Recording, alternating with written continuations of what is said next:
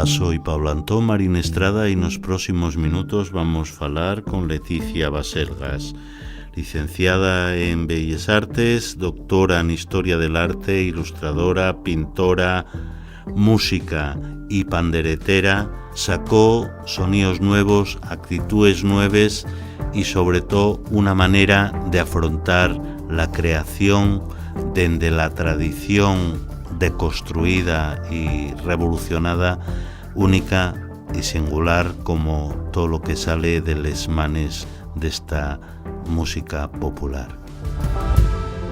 Nayuri, un espacio a Fallaizu pa falar posao.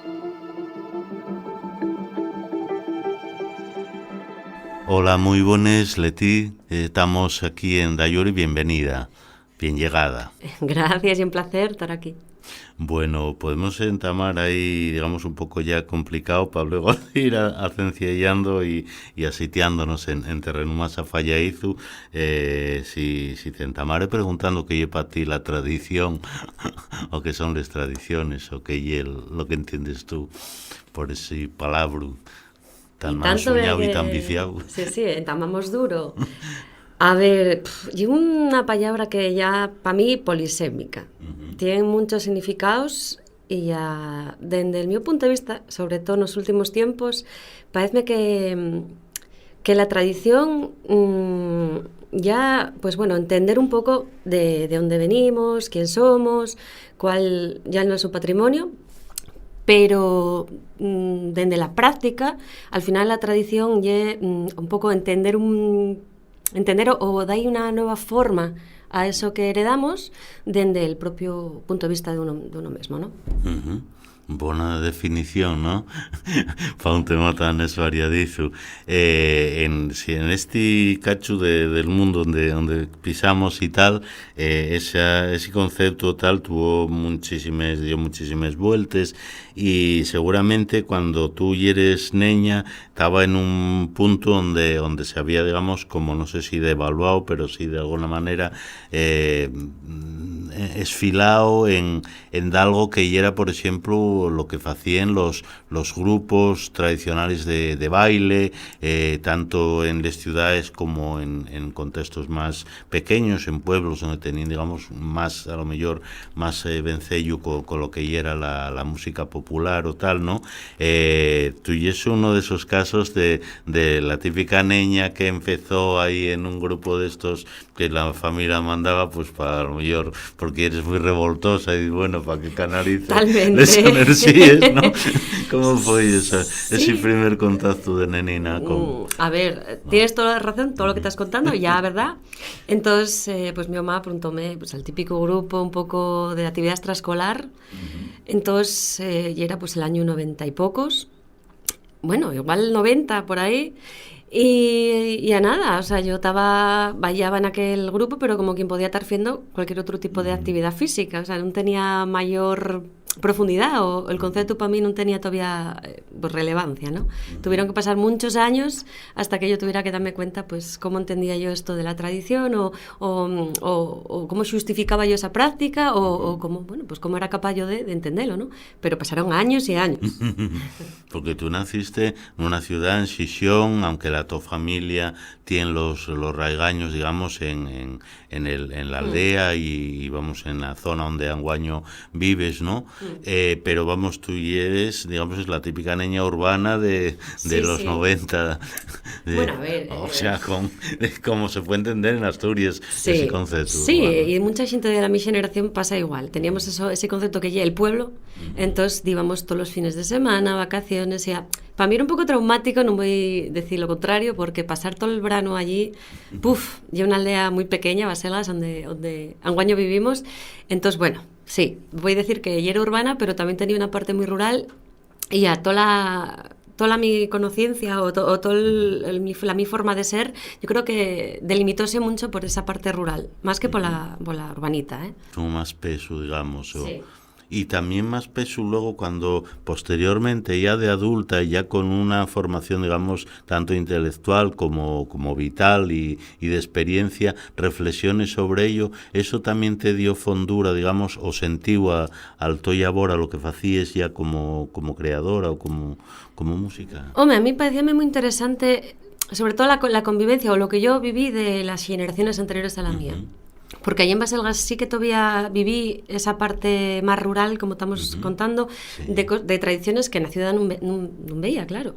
Entonces sí que vi y vivencié pues cómo la gente trabajaba con las manos, cómo la gente sacaba de comer de la tierra, lo que era tener vacas, o sea, todo eso que mis compañeros a lo mejor, muchos sí lo tenían, pero otros no. Yo sí lo viví de manera directa, entonces claro, quieras que no, eso márcate de una manera muy clara, porque estás viendo cómo algo está desapareciendo progresivamente y tú estás siendo parte también de esa desaparición, ¿no? Por ejemplo, mis padres entendían, claro, ellos dos nacidos en estos dos pueblos, dos aldeas muy pequeñas, subsistieron de una economía, pues bueno, la que había en la época, y ya entendieron que ir para Xixón y era pues el progreso. Mi pa, yo soy filla de Ensidesa, ¿no? Mi pa consiguió trabajo en Ensidesa, entonces claro, para ellos estar en el pueblo era sinónimo del no progreso, ¿no? Sin embargo, yo fui dándome cuenta, y es verdad que tardé, en entender que la verdadera libertad y era aquello que tenía, ¿no? La capacidad de hacer cosas con las manos, no sé, veo lo que ahora los niños no tienen ese conocimiento tan arraigado, ¿no? Decir, bueno, pues puedo sacarme las castañas del fuego, nunca mejor dicho, aprendiendo pues directamente lo que son las cosas de una manera más directa. No sé si me estoy explicando, ¿no? Sí. Parece que el desarrollismo convirtiéndonos un poco en inútiles funcionales, sobre todo a nivel vital. Sí, sin duda, sin ya esfardernos a temas que están ahora también muy en boga, desde la soberanía alimentaria a todo, ¿no? A la propia ecología, muchos temas que nos llevarían, pero aquí estamos centrándonos más en lo más cultural, en el sentido ese. ¿Cómo era, vamos, la lengua que había en ese contexto o la que tú sentías? ¿Había diferencia, digamos, en la lengua que había en esas aldeas y la que se falaba en tu contexto urbano de Xixón? Totalmente. Ya, mira, acabáis de sentir un ya, sí. Y yo normalmente digo ye, porque claro, estoy crecida y nacida en un contexto como el de Xixón, ¿no? Pero yo en mi casa sentía falar de una manera muy distinta. Claro, mi familia, como pues decía, y de grado, ¿no? Entonces, tengo una anécdota buenísima con una amiga de neñas, que está mi abuela, que ella era de Panicera. Estaba ahí sentada en Xixón, entonces llegamos mi amiga y yo a casa y mi abuela dijo, uy, vaya pardillas que teis fechas. Entonces, mírame mi amiga en plan, acaba de llamarme pardilla tu abuela. Y yo, no, vaya par de ellas que estamos hechas. Tuve que traducirlo al castellano para que lo entendiera. Y sí, claramente, yo soy fía de eso. De hecho, ese contraste a mí... Y el que me mueve a la hora de falar, porque claro, non soy ni de lingüísticamente falando ni de un sitio ni de otro, porque en Xixón sentía falar de una manera y en casa y en Baselgas de otra que non tenía nada que ver. Entonces ya é verdad que nos últimos tiempos intento volver a adecuarme a ver cómo era, cómo falaban y cómo... Porque claro, yo para mí é algo muy natural, pero parece que non me sal como debería salirme, ¿no? No é algo... Salme más el asturiano central. Para eso soy de Xixón, ¿no? Pero... Claro. Pero bueno, sí, hay que intentarlo porque diome mucha pena cuando morrió el último eslabón, por decirlo así, de esta lingua en el mío contexto, que fue una tía de mi mamá, que siempre decía, ¿qué es eso? ¿Qué?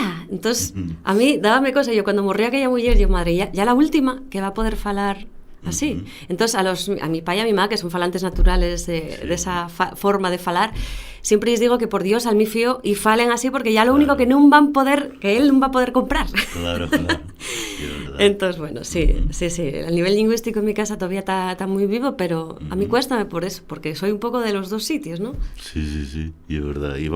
Y tú, vamos, como creadora, yo creo que ella es más conocida como música que como artista, digamos, visual o plástica, pero cuando en esos años primeros de donde nos formamos todo, o por lo menos la base de lo que somos, ¿tú dónde viven estas tendencias creativas? ¿Viven más por el dibujo típico de tal, más que por lo musical?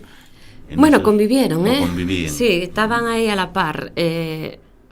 bueno, yo siempre supe que iba a facer Bellas Artes porque siempre tuve esa relación intensa con lo plástico, dende o baja tamén, pero como vos contaba, como falábamos al principio, el baile tradicional estaba ahí, ¿no? Y estaba siempre a la mi vera.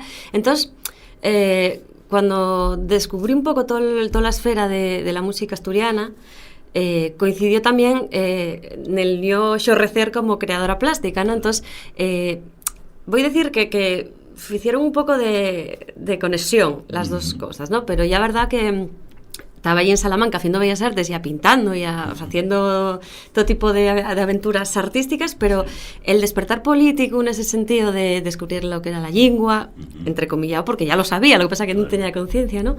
De lo que era la identidad asturiana, la cultura, y ir descubriendo todo eso, cada vez iba agarrando más puxo en mí, y cada vez tenía cierta necesidad, o una necesidad imperante de poder sacarlo de alguna forma, ¿no? Entonces ahí entamó un poco lo que soy ahora, entre el dibujo, la creación plástica y la música asturiana. Pero la música que sentía aquella adolescente, entre la adolescente y la niña que vaya a Salamanca también y se encuentra con ese mundo que hay mucho artistilla, me imagino, en una facultad de Bellas Artes, ¿no? Con todos los comines. También, pero la música que escucháis, una vez me contaste, ya más bien como el hardcore, ¿no? Tenéis esa, sí, a ver, yo siempre fui muy melómana, sí, muy, ¿no? Melómana. Y voy a decir que yo creo que el cambio musical más radical que tuve fue cuando tenía yo pues 14 o 15 años, que un amigo diome un disco de Korn, que impactóme muchísimo. Entonces a partir de ahí entamé a escuchar pues todo tipo de música, la verdad. Yo era más bien proclive al hardcore y al rock más duro, pero también me gusta mucho el punk, pero también estaba descubriendo quién era Jan de Cubel por aquella época. Entonces, claro, esos dos mundos como que estaban muy dueñe, pero a la vez en mí estaban muy cerca, ¿no? Y sí, o sea, había una eclosión musical en mi cabeza.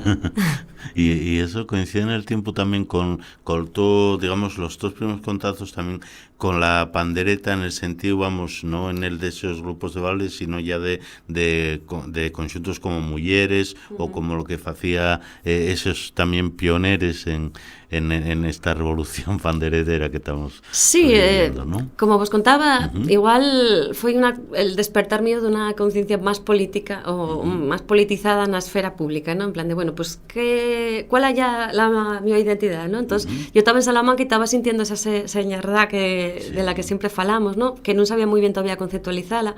Entonces, decidí un poco buscar la mi identidad no solo con la creación plástica que estaba ahí haciendo, sino también con el objeto pandereta, ¿no? En plan de, bueno, pues yo veía que la identidad asturiana estaba basada mucho en la gaita, ¿no? Y en todo esto, pero parecía que no me atraía, que traíame más, pues eso que tenía en casa, que regalárame mi mamá en el 94, ese chisme, ¿no? Que ponía aquí atado a la saya, ¿no?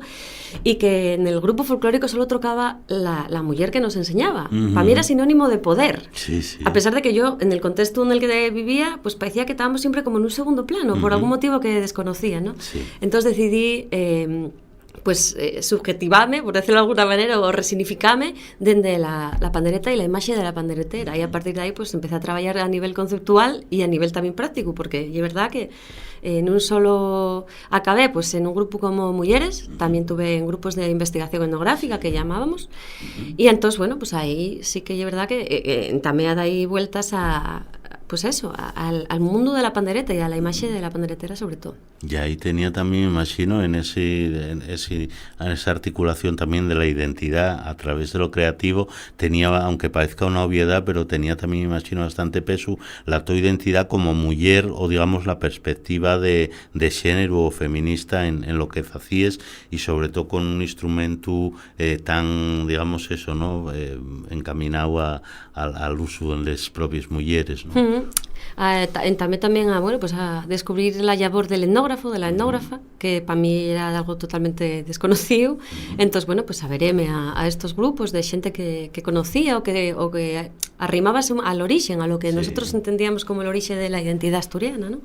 Entonces a mí parecíame que tocar la pandereta era importante para mí porque definíame como persona, como lo que yo era, ¿no? Más bien dentro de una comunidad del sentimiento común, de decir, ay, qué asturianos somos, qué tradilla todo esto. Pero tardé poco en dar la vuelta a todo esto, porque al principio para mí era, pues eso, tocar de folixa, estar con outra xente, pero enseguida tamén a pensar en cuál era el rol de la panderetera, ¿no? Cómo tenía que tocar, cuáles eran las normas que tenía que, entre comillas lo de normas, sí, ¿no? Cómo tenía que ponerme, cuál era la actitud. Entonces, ese cambio, las letras también de las canciones que cantábamos, que era lírica popular, básicamente, ¿no? Entonces, allá por el 2010 entamada hay un poco la vuelta a la tortilla, ¿no? Entonces, puse un poco en duda la sacralización de la pandereta, que había vivido yo, pues eso, pocos años antes, ¿no? Entonces ahí yo creo que ya arranca todo el universo de Leticia Baselgas, por decirlo de alguna manera.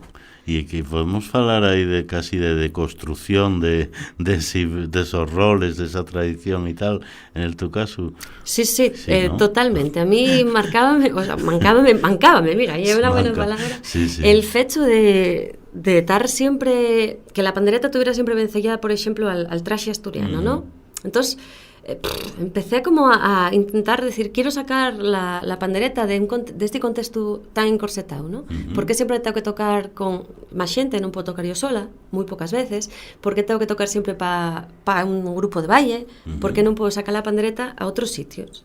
Entonces, yo creo que foi por el año 2012 ou 13 que estaba yo tamén fiendo la tesis doctoral, e llántame a buscar outras salidas, ¿no? Entonces, sí que fice grabaciones con xente que facía pop o rock más indie y tal, que querían pues percusión, os ritmos asturianos dentro de los seus traballos.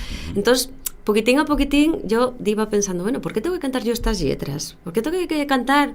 Dicen que los moros non tienen muller y el que menos tiene... Bueno, ya sabéis, ¿no? Entonces, también puselo en duda porque parecíame que estaba demasiado... Pesábame mucho esa palabra tradición. Lo que en un momento fue liberador, en otro momento de mi vida, unos años más tarde, pesábame. Entonces quería deconstruirlo, quería decir, bueno, ¿por qué tenemos que seguir manteniendo, sobre todo en cuestiones de actitud, para con el instrumento y ya para con la música? Yo creo que dime cuenta más bien tarde de lo que yo estaba haciendo era música, porque hasta entonces no me daba cuenta tanto. Claro. Pesaba más la etnografía per se que el propio hecho de estar haciendo música. Y entonces, al darme cuenta de eso, pues tuve que deconstruirme clarísimamente, porque si no, quedaba ahí como encorsetada, ¿no? Como encerrada en un museo, y no me apetecía. Entonces, una deconstrucción. Y ahí abrías el camino también a la propia posibilidad de crear también sobre, o sea, con esos herramientas, pero cosas nuevas, ¿no? Como les que faes ahora con el R, porque bueno, todavía no llegamos ahí. Sí. ¿Cómo viste ese camino abierto también de la propia expresión tuya como artista, como incluso eso, las letras? Pasé por muchas fases, porque tengo un amigo que estaba haciendo una tesis sobre, yendo musicólogo, entonces estaba haciendo una tesis con esto también. Entonces pasaba por muchas fases, pasaba por el rollo de no, esto hay que hacer, en la tradición soy un catalizador, yo abro la boca y la muñeira sale sola. Pasé de eso a decir, no, porque no puedo yo escribir las mías propias muñeiras, o sea, fue como un antes y un después, ¿no? Y sí, sobre todo, dime cuenta de lo que vos decía, de sacralizar el fecho de la pandereta, ¿no? Que para mí era como una especie de diosa que tenía que ser la pureza, o tenía que significar la pureza o la verdad, ¿no? Pero dime cuenta que la verdad ya es relativa, que no existe nada que sea cerrado, que todo ya abierto, y que realmente ese instrumento ya una herramienta para poder, que era lo que entendían también aquellas mujeres, ¿no? Para poder expresarme y para poder contar las mis propias vivencias. Tardé muchísimo en darme cuenta de esto, y bueno, ya, como os digo, ya la mi historia, hay mucha gente que tiene otras muy, muy diferentes, ¿no? Pero sí, bueno, a ver, el hecho de dar este paso también ayudó que allá por el año 2015 topéme con Rubén y bueno, pues contando un poco todas estas inquietudes que teníamos, pues muchísimas conversaciones en casa con la sidra, con la botella de vino allí, pues él, claro, tenía otra perspectiva totalmente distinta como músico folk que era, ¿no? Entonces, claro, a mí está llevándome la cabeza y las discusiones eran encarnizadísimas, pero ayudóme muchísimo porque abrióme mucho la mente y descubrí, pues no solo la música asturiana per se, también el propio proceso de la creación de la música asturiana, cosa que hasta entonces no me había planteado. Y también, digamos, lo que podía dar de sí un encuentro así, en principio casi compuesto como reto lúdico, ¿no? Decir, a ver cómo furrula esto y tal. el xuntar, por exemplo, pues eso, lo que todas esas inquietudes que tú ya tenías y esa herramienta como la pandereta con Rubén y la su guitarra, ahí salieron y también esos raigaños del rock and roll clásico de rapaz, toda esa mecigalla, ¿cómo fue eso? Me imagino que tuvo mucho también de espontáneo y de ir sobre la marcha creando o experimentando, como se falla a veces.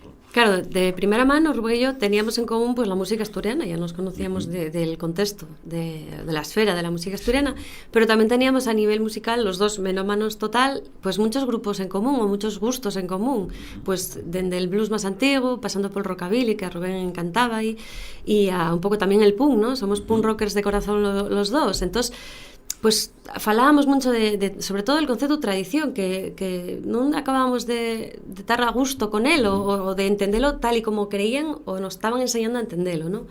Entonces, siempre lo contamos, que estábamos ahí en casa en una de estas debates sobre qué es tradicional, qué no. Y acuérdame que una de las cuestiones que siempre falábamos o que siempre me contaba Rubén, y era que la música de los pueblos, la música que sale de la tierra, va muy al ritmo, muy a la par del ritmo vital de la propia tierra, ¿no? Entonces, estábamos ahí inmersos en esa conversación, entonces dice, ya verás, tú toca una muñeira, ¿no? Y tenía ahí la pandereta, entonces empezó a tocar la muñeira y él tocó blues por arriba con el sleigh. Sí. Y ahí fue donde, en plan de, ¿ves? Te lo estaba diciendo, estoy tocando blues, que ya una música también tradicional, y tú estás tocando por arriba este ritmo con una pandereta que tú piensas que es solo música asturiana, y no, o sea, la música ya es música. Entonces yo creo que ahí fue pum, donde después llegó, y ahí fue donde creamos pues ese término de post-folk y no sé qué, y a partir de ahí topa alantre, porque yo creo que fue un despertar creativo importante, pero también una ruptura con antiguas creencias que yo pienso que eran como muy limitantes para mí, ¿no? Y a partir de ahí, bueno, pues un poco lo que la gente ya está viendo. Y una ruptura también en el mayor sentido de la palabra, en el sentido también de radical o de vanguardista, que era también el llevar, digamos, una música con todos la diversidad que pueda tener, como podemos llamar música asturiana, sacarla un poco también de esos contextos un poco endogámicos donde estaba y llevarla, qué sé yo, pues como hacéis vosotros y lleváis haciendo desde que entamasteis, pues en festivales de música indie o de música de otras escenas, de presentarlo a otros públicos. Eso también me imagino que lo visteis o que surgió, que vos enriqueció también en... Claro, mucha xente cando entamamos a falar desto del post-folk asturiano, que en realidad pues ya era unha etiqueta que creamos pues un pouco casi de una broma, ¿no? En plan de, bueno, tal, van a etiquetarnos, ¿qué más da? Pero desde el mío punto de vista, yo con esto del post-folk, que mucha xente entiéndelo como una ruptura, para mí y para Rubén, yo creo que también non é unha ruptura como tal. De fecho, yo entiéndolo desde un punto de vista artístico, ¿no? Como la posvanguardia artística realmente lo que fizo foi entender la vanguardia anterior, ¿no? Y a mí ayudóme a entender lo que otros estaban haciendo o hicieran mucho antes que lo que estaba haciendo yo, ¿no? Ayudóme a entender la historia de donde yo venía, o sea, romper un poco con esa idea de tradición ayudóme a entenderla, de verdad, a entender ese proceso creativo. Entonces, por esa parte, parecíame como, no rupturista, sino una cosa casi natural, en plan de, bueno, nosotros somos dos personas del siglo XXI, con X gustos musicales, que compartimos o no, los dos venimos de contextos de la música asturiana, los dos queremos pues experimentar, contar a nuestra propia historia a través de esto, pues vamos para adelante. Entonces, yo creo que más que un cambio musical en sí mismo, fue un cambio de actitud, porque hasta entonces nunca hubo una mujer que dijera, bueno, pues voy a salir a un escenario con una actitud rock o punk, con una pandereta en la mano, ¿no? Entonces, yo creo que la gente percibía ese cambio de actitud, no porque fuera rupturista en sí mismo, porque ya en la historia de la música asturiana ya hubo anteriormente muchas guitarras eléctricas, ¿no? Más bien por el cambio de actitud, por ver en el escenario una puesta en escena un poco distinta a lo que se estaba viendo. Entonces, yo creo que ahí tuvo el punto de inflexión de LR. ¿Y cómo fue esa experiencia de ver también cómo respondía gente muy diverso? Claro, era lo que estabas también preguntándome, que claro, para nosotros fue... Bueno, al principio pusimoslo un poco a prueba, echámoslo a rodar, en plan de, bueno, a ver la gente qué piensa con esto, y cuando vimos que la cosa furrulaba, ya con la gente del contexto, pues fue un poco cuando abrióse un poco el abanico, ¿no?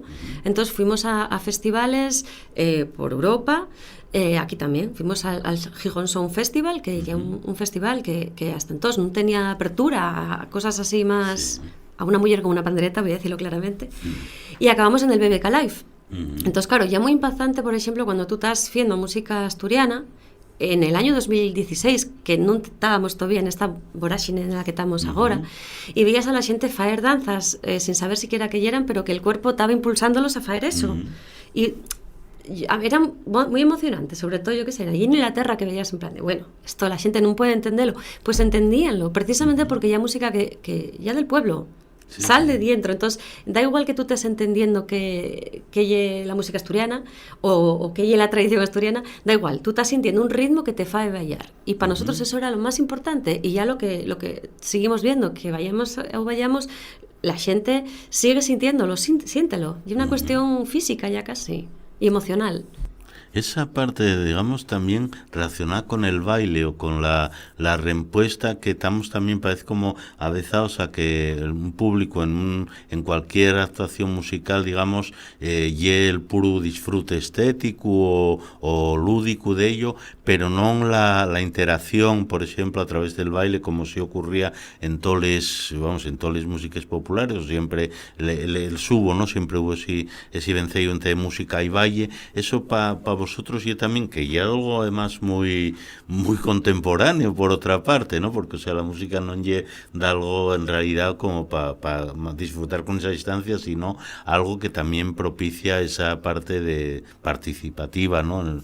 Pues valga redundancia eso. La vostra, vamos, o sea, ¿qué importancia dais vosotros a ese, o sea, que no lle música solo que facéis en un escenario con una puesta en escena determinada, sino que quiere provocar esa respuesta prestosa, por otro lado. Totalmente, acabas de definir no el objetivo, porque nunca tuvimos objetivos. Este grupo ya, como decimos, un work in progress, o sea, vamos continuamente trabajando en ello porque ya es parte de nuestra identidad, de lo que somos. Entonces, el grupo y nosotros no hay separación, quiero decir. Entonces, una de las cosas que más por la que más queríamos pushar era por esa interacción. Y yo creo que la gente dábase cuenta de esa interacción entre los que estábamos allí subidos y los que estaban en baixo, que iban a bailar. Entonces, a mucha gente gustaba estar bailando, pero estar escuchando rock a la vez, o algo que sonaba rock. Entonces, había, y hay, parece, no sé, una conexión muy directa entre nosotros y al público, más allá de cualquier espectáculo, porque nosotros seguimos siendo dos, seguimos entendiendo esto de una manera muy honesta, una práctica muy directa. Entonces, yo creo que eso para nosotros siempre fue lo más importante, que se bailara y que la gente empatizara y se metiérase dentro del papel que estábamos ofreciendo, y dentro de, o sea, yo lanzábamos la idea y ellos agarrabanla y experimentaban con ella, y eso me encántame. Y encantábame verlo, y encántame, vaya.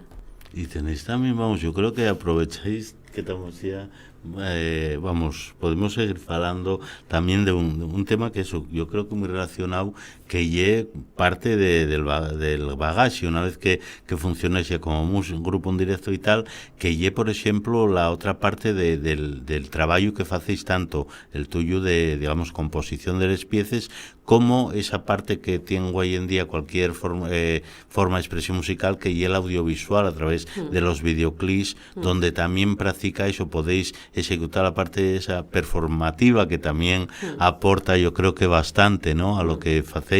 ¿Cómo afrontas eso tú, como ya, que hay un poco ya el otro terreno tuyo estético, ¿no? Sí, como vos decía, pues eso, yo soy licenciada en Bellas Artes, entonces, aparte de eso, somos punkis. Sí. Entonces, siempre, y seguimos, siguiendo un poco la estela del fáelo tú misma, ¿no?, del do it yourself. Entonces, sí, desde el principio, bueno, pues sí, mezclamos mucho esa parte creativa mía, y sobre todo en los últimos tiempos más, ¿no? Entonces, decidimos incluso faer los videoclips. Y la verdad que con las fotos sí que tenemos una amiga que ya la que nos la saca, pero toda la estética, toda la poética, todo lo que queremos contar sal de nos, ¿no? Sal de nos mismos, y eso yo creo que también nótase, ¿no?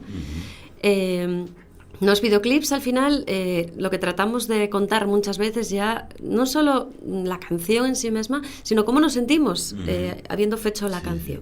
Porque, claro, nosotros trabajamos en casa, tenemos el estudio de grabación en casa, entonces, claro, una canción puede estar allí creándose muchísimo, ¿no? Entonces hay que llegar a un punto de decir, vale, hasta aquí. Entonces todo ese proceso, al final, yo como creadora plástica que soy también, gústame desarrollarlo de una manera paralela, non solo escribiendo, pues, yo que sé, unha letra, sino tamén, pues, yo que sé, faigo muchos dibuixos, tamén a la hora de faer los videoclips, pues, que tipo de imaxen queremos ofrecer, pues, estoy un pouco máis gótico, no, máis barroco, pues, entonces vamos a tener esta luz máis barroca. Bueno, son ese tipo de cuestiones que van tamén dentro de la nosa poética, porque, como vos digo, este grupo non pode separarse de lo que somos. Entonces, mucha xente nos dice, como lo faces? E eu, pues, viviendo. Viviendo e a creando, non hai máis. Sí. O sea, yo creo que buena práctica para cualquier artista, creador. Y el futuro existe, o en eso y es ahí como los funks más clásicos del No Future. Sí, sí, el ¿no? futuro existe porque la música tradicional está viva. O sea, ya una cosa que siempre estuvo viva y siempre va a estar acompañándonos a lo largo del tiempo. Entonces, todo va a ser pues que los que estemos aquí o los que vengan detrás sepan, o bueno, faigan cosas que sean atractivas, que sigan haciendo pues que esas cosas que heredamos, que esas muñeiras, que esas jotas, sigan teniendo una presencia pues en la actualidad, ¿no? En un baño, y que, bueno, pues vayamos integrándolo en el día a día y por eso hay futuro, porque al final non podemos librarnos de lo que somos, ¿no? Bon final, Leticia, muchísimas gracias y un auténtico placer falar contigo. Foi un placer, muchas gracias.